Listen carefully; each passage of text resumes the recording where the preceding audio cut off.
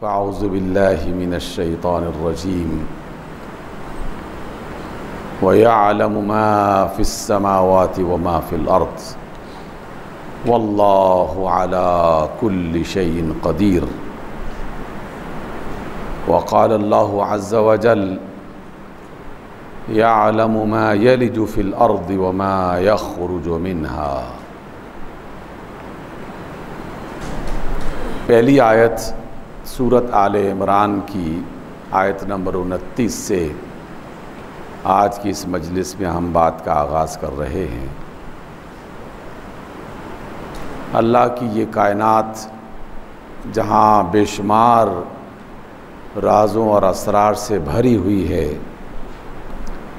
وہاں اس کائنات میں اللہ تعالیٰ کی کچھ ایسی صفات کام کر رہی ہیں جو بالکل سادہ، آسان، سمجھ میں آنے والی، اور جس نے بھی ان سادہ مثالوں کو اختیار کر لیا اس کی زندگی آسان ہو گئی، اور جس نے ان آسان باتوں کو بھی نظر انداز کر دیا تو اس کی زندگی مشکل ہو جاتی ہے۔ اور اس کی بے شمار مثالیں ہم اپنی زندگی میں تلاش کر سکتے ہیں۔ دو تین باتوں کی طرف ایک ہلکا سا اشارہ کر کے آج کی ان آیات کو سمجھنے کی کوشش کرتے ہیں۔ ہماری انسانی زندگی ہو یا حیوانی زندگی، اللہ نے اس کو برقرار رکھنے کے لیے، جاری رکھنے کے لیے بہت ہی آسان قسم کے سمجھ میں آنے والے چند اصول اور قانون بنائے، ان اصولوں کے مطابق چیزوں کو تخلیق کیا، ان چیزوں کا استعمال کرنے کا ہمیں گر سکھایا، اور پھر اپنے خاص طریقے سے یہ سمجھا دیا کہ اگر آپ اسی کے مطابق چلو گے تو تمہاری جسمانی زندگی اور انسانی زندگی بہتر ہو جائے گی۔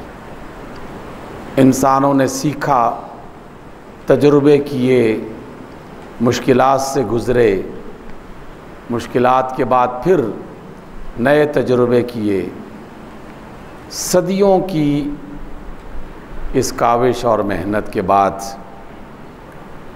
جو چیز انسان کو پہلے روز سمجھ میں آئی تھی، وہی چیز آج بھی انسان کے لیے اتنی ہی کارگر ہے، کیونکہ اللہ تعالیٰ نے اپنے ان قوانین کو جہاں سمپل اور سادہ بنایا تھا، وہاں اس کے اندر اتنی قوت اور اتنی توانائی رکھ دی تھی کہ کوئی بھی اگر اس قانون کی خلاف ورزی کرے اور جب بھی کرے تو اس کا قانون فطرت اپنی قوت کے بل بوتے پر اسے واپس لے آئے گا۔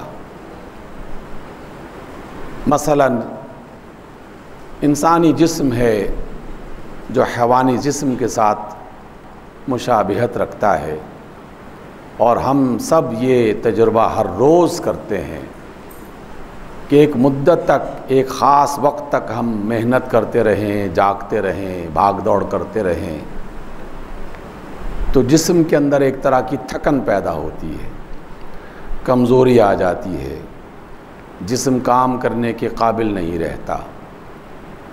تو اللہ تعالیٰ نے اس تھکن کو، کمزوری کو دور کرنے کے لیے ایک سادہ سا اصول بنایا اور ہم سب کو اس کا پابند بنا دیا،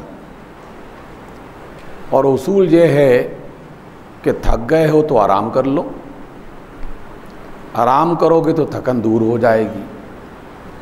جسم میں کمزوری آ گئی ہے تو کچھ گھنٹے سو لو، سو جاؤ گے تو تمہاری کمزوری دوبارہ توانائی میں بدل جائے گی۔ جب سے انسان اس زمین پر آیا ہے وہ اس اصول کی خلاف ورزی نہیں کر سکتا، جس نے کی اس نے بھگتا۔ بہت سارے لوگوں نے، یقیناً انسانی عقل ہے، دماغ ہے، سوچتا ہے، اس بات کو تلاش کیا کہ کوئی ایسی دوا، کوئی ایسی غذا، کوئی ایسا طریقہ کہ انسان کو سونا نہ پڑے اور اس کا جسم پوری توانائی کے ساتھ اسی طرح کام کرتا رہے۔ میں 8-9 گھنٹے کام کرنے کے بجائے 15-20 گھنٹے کام کرنا چاہتا ہوں، اور چند دن کام کرنے کے بجائے مستقل کام کرنا چاہتا ہوں۔ لیکن اللہ تعالیٰ کی اس قانون کی خلاف ورزی کوئی کر نہیں سکتا۔ چند دنوں کے لیے سردوڑ کوشش کر کے اس کے خلاف کھڑا ہونے کی جس نے کوشش کی، اللہ نے اسے ناک کے بل زمین پہ گرا دیا۔ جب اس کا دماغ کام کرنا چھوڑ دیتا ہے، اس کے ہاتھ پاؤں کی توانائی کمزور ہو جاتی ہے، جسم میں تھکن شدید ہو جاتی ہے، تو ڈاکٹرز کے پاس جاتے ہیں۔ ڈاکٹرز کوئی ایسی دوا تجویز نہیں کرتے کہ جس سے تھکن دور ہو جائے۔ ڈاکٹرز کو پتہ ہے کہ اس مصیبت کا سبب نیند نہ کرنا اور آرام نہ کرنا ہے۔ وہ اسے پھر ایسی دوا دیتے ہیں جس سے اس پر نیند غالب آ جائے اور مجبوراً اسے آرام کرنا پڑے۔ اور وہی فزیشنز اور ڈاکٹرز یہ کہہ رہے ہوتے ہیں 4-5 گھنٹے سو جائے گا تو اس مشکل سے نکل جائے گا۔ آپ اسی پر قیاس کرتے ہوئے ہماری زندگی کی ان بنیادی ضرورتوں پر غور کرنا شروع کر دیں۔ ہر ضرورت اور اس ضرورت کو پورا کرنے کا اللہ تعالیٰ کا بنایا ہوا نظام، آپ اس سے باہر نکل ہی نہیں سکتے۔ یہ چھوٹی سی بات سمجھنے کے لیے انسان کو کچھ نہ کچھ غور ضرور کرنا چاہیے۔ اور اس کے نتیجے میں ایک اور بات سمجھ میں آتی ہے کہ وہ اللہ کیسی قدرت اور عجیب و غریب قسم کے معاملات اپنے کنٹرول میں کرتا ہے کہ اس کی سادہ اور معمولی سی چیز کو بھی ہم اگر چھوڑ دیں تو مصیبت میں گھر جاتے ہیں۔ تو جو اس کی کائنات میں دیگر نظام چل رہے ہیں جن کے بارے میں ابھی ہم جانتے بھی نہیں ہیں، کچھ کا تھوڑا بہت ابھی انکشاف ہوا ہے، تو اس کی خلاف ورزی کرنے سے پھر کیا نقصان ہوگا۔ اور اس کا وہ نظام جو اس نے اپنے خاص بندوں کے ذریعے سے، نبیوں کے ذریعے سے اور اپنی منتخب کتابوں کے ذریعے سے ہم تک پہنچایا ہے، اگر اس میں کوئی شخص اللہ کے اس نظام کی مخالفت کرے گا تو پھر اس کا کیا حشر ہوگا، دنیا میں بھی اور آخرت میں بھی۔ تو مجھے تو یہ بات بس سونے کے اس عمل سے سمجھ میں آ گئی، کھانے اور پینے کے عمل سے سمجھ میں آ گئی کہ اس کا آسان اور سادہ سا نظام جس میں ہر شخص، ہر پرندہ، ہر جانور، ہر ذی روح جو چلنے پھرنے کے لیے جسم رکھتا ہے، وہ اللہ کے نظام کے مطابق چلے گا تو چل سکتا ہے، مخالفت کرے گا تو نہیں چل سکتا۔ یہ جو ہمارا مذہب، شریعت، دین، اخلاقیات، یہ سب چیزیں ہم جو پڑھتے رہتے ہیں، ان کا بھی بالکل ایسا ہی حال ہے۔ اس کو بھی جتنا آسان اللہ اس کے رسول نے بنایا، اللہ نے بنایا، رسول نے بتایا، جس کو اس نے آسان بنایا ہم نے مشکل بنا دیا، اور جس نے بھی مشکل بنایا اللہ تعالیٰ نے اسے مشکل میں ڈال دیا۔ یہ بنیادی بات اپنے ذہن میں رکھیے، اور آئیے اب ہم قرآن مجید کی چند آیات، اور ان تمام آیات میں ایک ہی بنیادی اور بیسک بات سمجھائی گئی ہے، وہ میں آپ تک منتقل کرتا ہوں۔ اللہ نے اپنے بارے میں یہ فرمایا قرآن مجید میں اور سابقہ ساری آسمانی کتابوں میں، وَيَعْلَمُ مَا فِي السَّمَاوَاتِ وَمَا فِي الْأَرْضِ، آسمانوں اور زمین میں جو کچھ بھی ہے وہ جانتا ہے، جو کچھ بھی ہے وہ جانتا ہے۔ وَاللَّهُ عَلَى كُلِّ شَيْءٍ قَدِيرٌ، وہ صرف جانتا نہیں ہے بلکہ اس کا کنٹرول ہے، وہ قابو میں رکھے ہوئے ہر چیز کو۔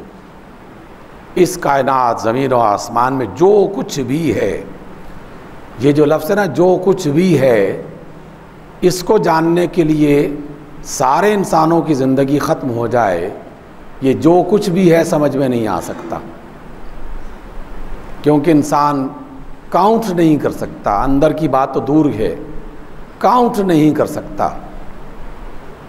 مجھے کئی پروفیسرز نے جو مختلف میدانوں سے تعلق رکھتے ہیں اور ہم ان سے مختلف موضوعات پر پوچھتے رہتے ہیں، تو کہا کہ ابھی ہمیں صرف پاکستان میں کتنی قسموں کے سانپ موجود ہیں ہمیں اس کا پتہ نہیں ہے، کتنی قسموں کے پرندے ہیں ہمیں اس کا پورا پتہ نہیں ہے، ہمارے پاس ڈیٹا مکمل نہیں ہے۔ کیڑوں مکوڑوں کی بات تو دور کی ہے، یہ تو بڑے بڑے چیزیں ہیں، ہمیں ان کا مکمل ڈیٹا ہمارے پاس نہیں ہے۔ اور اللہ تعالیٰ کی کائنات میں کیا کچھ ہے، کیا کچھ ہے، یہ کچھ جو ہے یہ انسان کی سمجھ سے بالا تر ہے ابھی۔ اور وہ رب جس نے انہیں بنایا ہے وہ بار بار یہ بات ہمیں پہنچا رہا ہے کہ لوگوں، جس کو تم نے اللہ مانا ہے اور جس کو تم اپنا خدا اور الہ مانتے ہو، جانتے ہو کہ وہ اندھا نہیں ہے، وہ جاہل نہیں ہے، وہ پورے طریقے سے باخبر ہے، اور اتنی زیادہ بینائی اس کی قوی ہے کہ سمندر کی تہوں میں اور آسمان کی فضاؤں میں معمولی چیزیں بھی وہ جانتا ہے۔ ہم یہ بچپن سے سن رہے ہیں، لیکن ہمیں اللہ تعالیٰ کی عطا کردہ چیزوں کی قدر معلوم نہیں ہوتی۔ چند سال پہلے مجھے موریشیس جانے کا اتفاق ہوا۔ موریشیس کی زیادہ بڑی آبادی ہندوؤں پر مشتمل ہے، بڑے بڑے مندر اور بے شمار پوجا پاٹ کے طریقے، تو ایک بہت ہی قدیم قسم کا سومناتھ جیسی شہرت رکھنے والا مندر وہاں پہ تھا۔ تو ہمیں سیر کروانے والے نے کہا کہ آپ کو آج وہ مندر دکھاتے ہیں، ہم چلو چلتے ہیں۔ گئے، پتھر کے بت بنے ہوئے تھے، ہمیں اس میں کیا نئی چیز نظر آنی تھی، جانتے تھے پہلے سے، لیکن ایک چیز پر نئے انداز میں غور کرنے کا اتفاق ہوا۔ یہ بھی دیکھا ہوا تھا لیکن غور نہیں کیا تھا۔ جیسے ہی ہم اندر گئے تو ہمیں لے جانے والا پہلے مندر کے دروازے پہ کھڑا ہوتا ہے، بتوں کے پاس کچھ فاصلے پر گھنٹیاں لٹکائی ہوئی تھی، تو اس نے گھنٹیوں کو بجایا، بجانے کے بعد پھر وہ اندر گئے۔ تو ہمارا جو ڈرائیور تھا اس نے مذاق سے پوچھا کہ آپ نے یہ گھنٹیاں کیوں بجائی ہیں؟ تو انہوں نے کہا کہ ہمارا خدا جو ہے نا وہ اکثر سویا رہتا ہے، ہم اس سے مانگنے کے لیے پہلے قریب جا کے گھنٹی بجاتے ہیں، اور ہمارا خیال ہے کہ وہ اس سے بیدار ہو جاتا ہے، جب وہ بیدار ہو جاتا ہے تو ہماری دعا سنتا ہے۔ تو اللہ کا شکر ادا کیا کہ ہم نے جسے اپنا الہ مانا ہے وہ سوتا نہیں ہے، وہ تو اونگتا بھی نہیں ہے، وہ علیم و خبیر، زندہ، دیکھنے والا، سننے والا ہے وہ رب۔ پھر اللہ تعالیٰ نے اپنی کتاب حکمت میں ہمیں اپنے دیکھنے کی صفت پر غور کرنے کی دعوت دی ہے۔ اللہ دیکھتا ہے یہ تو ہم جانتے ہیں، لیکن اس سے آگے بڑھ کر اللہ تعالیٰ ہمیں یہ سمجھانا چاہتا ہے کہ تمہارا اللہ جو دیکھتا ہے اس پر ذرا غور کیا کرو کہ وہ کیا کچھ دیکھتا ہے اور کتنا علم ہے اس کا۔ سورۃ الحدید میں اللہ فرماتے ہیں یعلم ما یلج فی الارض، زمین کے اندر جو کچھ بھی جا رہا ہے وہ جانتا ہے، وما یخرج منہا، اور زمین میں سے جو کچھ بھی نکل رہا ہے وہ جانتا ہے۔ ان دو لفظوں نے مجھے کئی مہینے پریشان رکھا۔ زمین کے کسی خاص علاقے پر بیٹھ کے میں سوچتا تھا کہ زمین میں کیا کچھ جا رہا ہے، کیڑے مکوڑے جا رہے ہیں، بارش کے قطرے جا رہے ہیں، اور بہت ساری چیزیں زمین کے اندر گھس رہی ہیں۔ پھر جب نئی ٹیکنالوجی پر غور کیا تو تو زمین کے اندر روشنی جا رہی ہے، زمین کے اندر ہوا جا رہی ہے، زمین کے اندر اور نہ جانے۔ اور پھر کسی ماہر سائنسدان نے یہ بتایا کہ زمین کے اندر اللہ تعالیٰ کی بنائی ہوئی روشنی کی ایک ایسی قسم بھی جا رہی ہے کہ جو 1 مربع میٹر جو زمین کا ٹکڑا ہے، صرف 1 میٹر مربع، اس میں کئی کھرب شعاعیں زمین سے اوپر سے لے کر زمین کے آخری سرے تک آر پار جا رہی ہیں، اور پوری زمین اس کے اندر جکڑی ہوئی ہے، اور وہ ایک ایک شعاع کو جانتا ہے، ایک ایک موج کو جانتا ہے، ایک ایک لہر کو جانتا ہے۔ تو ہمارا رب جس پر ہمارا ایمان ہے وہ یہ کہتا ہے کہ میں اندھا اور نابینا نہیں ہوں، میں جاہل اور بے خبر نہیں ہوں۔ اس کو ہم جتنا تازہ رکھیں گے اپنے دماغ میں، ہمارا ایمان اتنا ہی بہتر اور ہمارا کردار اتنا ہی اچھا ہو جائے گا۔ آئیے ایک اور منظر بھی دیکھیے، قرآن مجید میں سورۃ الانعام 59 آیت میں اللہ تعالیٰ فرماتے ہیں وَمَا تَسْقُطُ مِنْ وَرَقَةٍ إِلَّا يَعْلَمُهَا، کسی بھی پودے کا کوئی بھی پتا جب زمین پر گرتا ہے تو وہ اس پتے کے بارے میں جانتا ہے۔ ایک درخت کے کتنے پتے ہو سکتے ہیں، دنیا میں کتنے پودے اور پیڑ ہیں، ہم تو یہ شمار نہیں کر سکتے۔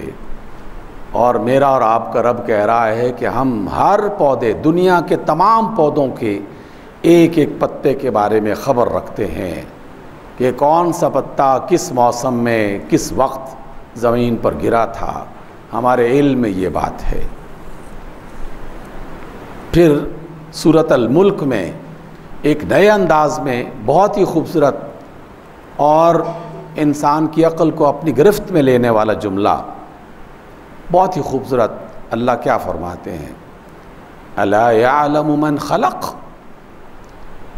اے لوگو ذرا ہوش کے ناخن لو، کیا وہ نہیں جانے گا جس نے پیدا کیا ہے، جو کریٹر ہے ان تمام کائناتوں کا، مخلوقات کا، وہ نہیں جانے گا کہ میں نے کیا کچھ بنایا ہے اور کیا کچھ پیدا کر رکھا ہے۔ وَهُوَ اللَّطِيفُ الْخَبِيرُ، لطیف عربی زبان میں سافٹ کو کہتے ہیں۔ ہمارے تمام کمپیوٹرز اور نیٹ ورکس میں جو سافٹ ویئر کام کرتے ہیں، جو موجیں کام کرتی ہیں، جو ڈیٹاز کام کرتے ہیں، ان کی جو بھی شکل دریافت ہوئی وہ سب کی سب اللطیف کے اندر چھپی ہوئی ہے۔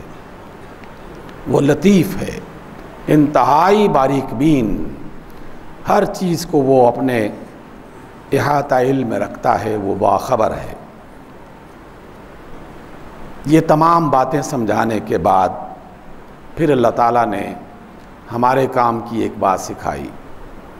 پہلی آیات سے اللہ تعالیٰ کی عظمتوں کا پتہ چلتا ہے۔ اس آیت سے سورہ ہود آیت نمبر 6 میں اللہ فرماتے ہیں وَمَا مِن دَابَّةٍ فِي الْأَرْضِ إِلَّا عَلَى اللَّهِ رِزْقُهَا۔ اتنی بڑی آیت ہے یہ کہ بندہ جو ہے وہ سر سے پاؤں تک ہل کے رہ جاتا ہے، بشرطے کہ غور کرے۔ اللہ نے کہا کہ میری زمین پر کوئی بھی مخلوق جو چل رہی ہے، چلنے والی، دابہ کہتے ہیں ایسی مخلوق کو جو چل رہی ہے، کیڑے مکوڑوں سے لے کر، پرندوں سے لے کر، انسانوں سے لے کر، جانوروں اور چوپایوں سے لے کر، جو بھی چل رہی ہے اللہ نے اسے دابہ کا لفظ بتایا ہے، ہم بھی اس کے اندر شامل ہیں۔ وَمَا مِن دَابَّةٍ فِي الْأَرْضِ، میری زمین پر کوئی ایک بھی چلنے والا ایسا نہیں ہے إِلَّا عَلَى اللَّهِ رِزْقُهَا، کہ جس کے رزق کی ذمہ داری اللہ نے خود نہ اٹھا رکھی ہو۔ کوئی بھی چلنے والا اس زمین پر ایسا نہیں ہے کہ جسے اللہ تعالیٰ نے اپنے اس بڑے منصوبے کے مطابق زمین پہ پیدا کیا، اسے یہ خبر ہے کہ اسے زمین پر کتنے وقت تک جینا ہے، کب تک چلنا ہے، کب تک اپنے کام انجام دینے ہیں۔ اسی کے مطابق جو اس کی ضرورت ہے اللہ تعالیٰ نے اس کا رزق اپنے ذمہ لیا ہوا ہے۔ اور پھر فرمایا وَيَعْلَمُ مُسْتَقَرَّهَا، اور وہ اس کے رزق کے مقامات کو جانتا ہے کہ اس کا رزق کہاں رکھا ہوا ہے۔ میرا رزق کہاں رکھا ہوا ہے مجھے نہیں پتا، میں رات کو کیا کھاؤں گا مجھے نہیں پتا۔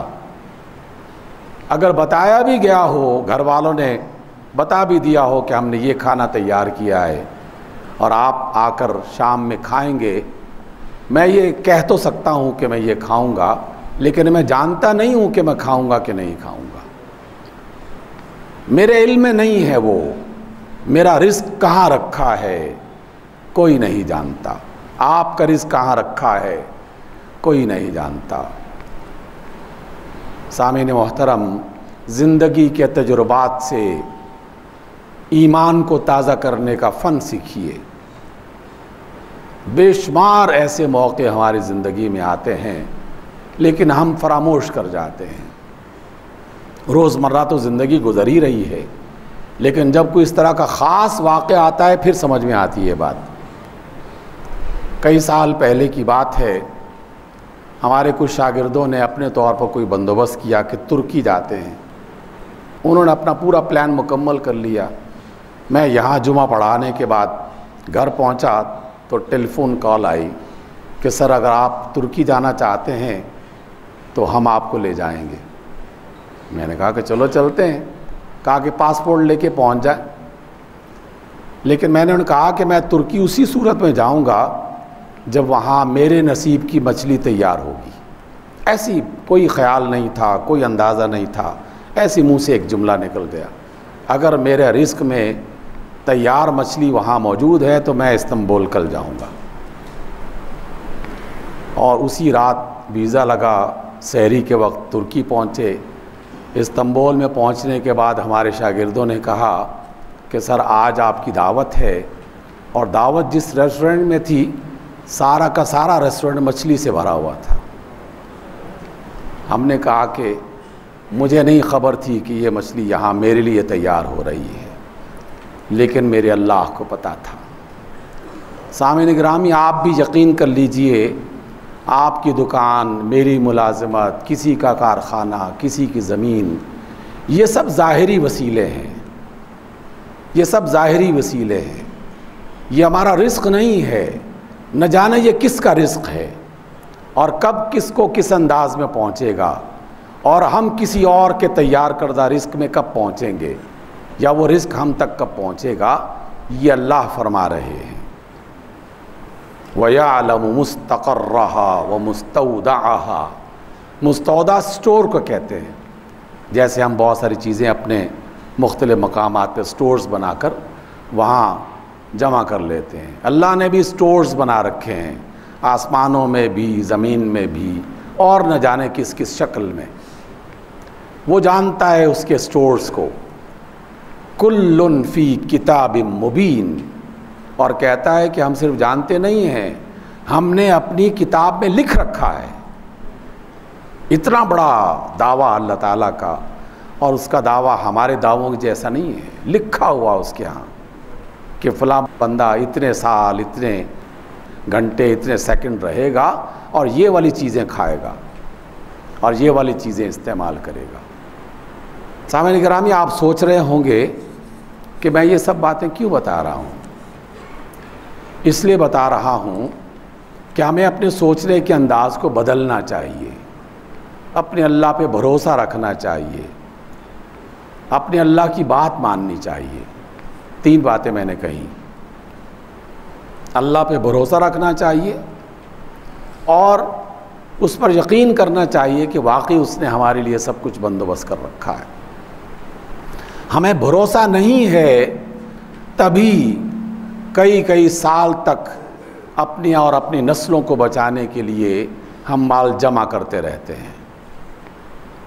یہ جو آج کل پاکستان میں اور پاکستان جیسے دیگر ملکوں میں مختلف افراد کے بارے میں خبریں چلتی رہتی ہیں کہ فلاں نے اتنے ہڑپ کر لیے، فلاں اتنا چوری کر کے لے گیا، فلاں اس نے اتنا جمع کر لیا، فلاں کے بینک میں اتنے پیسے جمع ہو گئے، لندن، فرانس، امریکہ سب کے نام لیے جاتے ہیں۔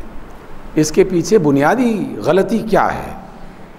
بنیادی غلطی یہ ہے کہ ہمیں اپنے اللہ پہ بھروسہ نہیں ہے۔ ہم یہ سمجھتے ہیں کہ اگر ہم نے جمع نہ کیا تو کل ہمارے بچے کیا کھائیں گے، کل ہماری نسل کے ساتھ کیا ہوگا۔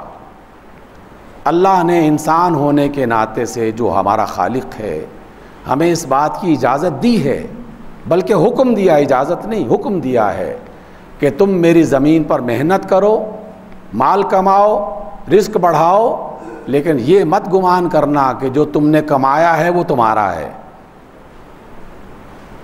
جو تم نے جمع کیا ہے وہ تم استعمال کرو گے، جس کی رجسٹری تمہارے نام ہے وہ واقعی تمہارے نام ہے، نہیں ہے ایسا۔ کئی سال پہلے ایک ٹیکسی ڈرائیور نے مجھ سے کہا کہ سنا ہے کہ برطانیہ میں ہمارے ملک کے ایک بڑے سیاستدان نے ایک بہت بڑا پیلس خریدا ہے۔ میں نے نادانی میں کہا کہ سنا تو میں نے بھی ہے۔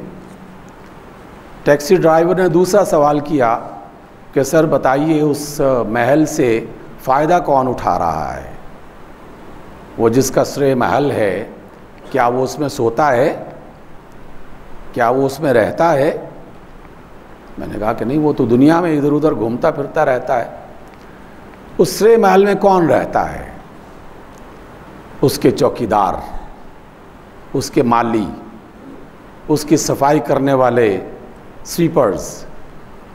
تو اللہ تعالیٰ نے وہ سرے محل کس کے لیے بنایا ہے؟ ان مالیوں کے لیے، ان سویپرز کے لیے، ان چوکیداروں کے لیے۔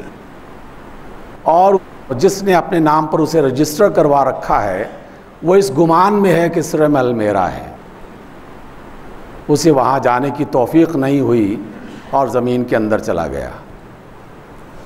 ہم سب اسی طرح کے وہم و گمان میں ہیں۔ وقت کی قلت کے پیش نظر رسول اللہ صلی اللہ علیہ وسلم کی بات کو بتاتے ہوئے اپنی بات کو سمیٹتا ہوں، لیکن یہ مضمون مکمل نہیں ہے، چلتا رہے گا۔ جب تک زندگی ہے، جب تک سانس ہے، چلتا رہے گا۔ آقا رحمت علیہ الصلاۃ والسلام زندگی کے آخری ایام آ گئے، آخری لمحات آ گئے، جمعے کے لیے تشریف لائے، منبر پر بیٹھے، اچانک دوڑتے ہوئے اپنے حجرے میں، اپنے گھر میں داخل ہوئے، پھر آ کے خطبہ شروع کر دیا۔ لوگوں نے بعد میں پوچھا کہ یا رسول اللہ کیا ماجرا تھا، آپ گھر میں اتنی تیزی سے کیوں داخل ہوئے؟ فرمانے لگے کہ تھوڑا سا سونا گھر میں مال غنیمت کا پڑا ہوا تھا، تو میں اسے تقسیم کرنے کے لیے کہہ کے آیا ہوں، کیونکہ میں یہ پسند نہیں کرتا کہ اللہ کے پاس جاؤں اور میرا رب مجھ سے پوچھے کہ اتنا سونا تمہارے گھر میں پڑا ہوا تھا اور تم نے اس کا کچھ کیا ہی نہیں ہے۔ وہ اتنا سا معمولی سا چند، اس کی کیا مقدار بتائی جائے، چھوٹی سی معمولی سی مقدار، لیکن آپ صلی اللہ علیہ وسلم نے وہ چند درہم پر مشتمل سونا گھر میں رکھنا گوارا نہیں کیا۔ اور گھر آپ جانتے ہیں کہ رسول اللہ کا گھر اس وقت کیا تھا؟ 9 بیویاں تھیں، 9 گھر تھے اللہ کے رسول کے۔ 9 بیویوں کا مطلب 9 گھر، کیونکہ عرب کی روایت کے مطابق بھی اور رسول اللہ کی سنت کے مطابق بھی جب بھی آپ نے کسی خاص مقصد کے لیے اللہ کے کہنے پر کسی خاتون کو اپنی زوجہ بنایا، اس کے لیے باقاعدہ الگ رہنے کا اہتمام فرمایا، اس کے کھانے پینے کا بندوبست فرمایا۔ ہمارے رسول غریب رسول نہیں تھے، لیکن دل کے امیر تھے۔ وہ اللہ کے پاس جاتے ہوئے اللہ پر اتنا بھروسہ تھا کہ میں اپنی بیویوں کو نہیں کھلا رہا، یہ 9 گھر میں نہیں چلا رہا، جس نے پیدا کیا وہی چلائے گا اور وہی چلاتا ہے۔ ہماری بے ایمانیوں کے سارے گرم بازار صرف اس بنیاد پر گرم ہیں کہ ہمیں اپنے اللہ پر بھروسہ نہیں ہے۔ اپنے بھروسے کو تازہ کیجئے، اور یہ جو زمین پر ہم بھاگ دوڑ کر رہے ہیں، اس بھاگ دوڑ کو اللہ کا حکم اور رسول اللہ کی سنت سمجھتے ہوئے ادا کیجئے۔ یہ گمان مت کیجئے کہ اللہ تعالیٰ ہمیں کام سے روک رہے ہیں کہ کام کرنے کی ضرورت نہیں ہے، ہم تمہارا خود بندوبست کریں گے۔ یہ نہیں ہے اس سے مراد۔ اس سے مراد یہ ہے کہ تم نے اپنے کام کو پورے طریقے سے کرنا ہے، لیکن یہ اللہ کو پتہ ہے کہ تمہاری محنت کا پھل کس نے کھانا ہے اور کسی اور کی محنت کا پھل تم تک کیسے پہنچے گا۔ اس لیے اپنے ایمان کو تازہ کیجئے، اپنی محنتوں کو بڑھائیے، لیکن لوٹ کھسوٹ کا مال اختیار کر کے اپنے بینک بیلنس کو بڑھا کر یہ مت گمان کیجئے کہ اب ہماری نسلیں آرام سے رہیں گی۔ کون جانتا ہے نسلوں کے ساتھ کیا ہونے والا ہے۔ اللہ تعالیٰ مجھے بھی عقل عطا فرمائے اور آپ کو بھی، اور اسی کے مطابق زندگی بسر کرنے کی توفیق عطا فرمائے۔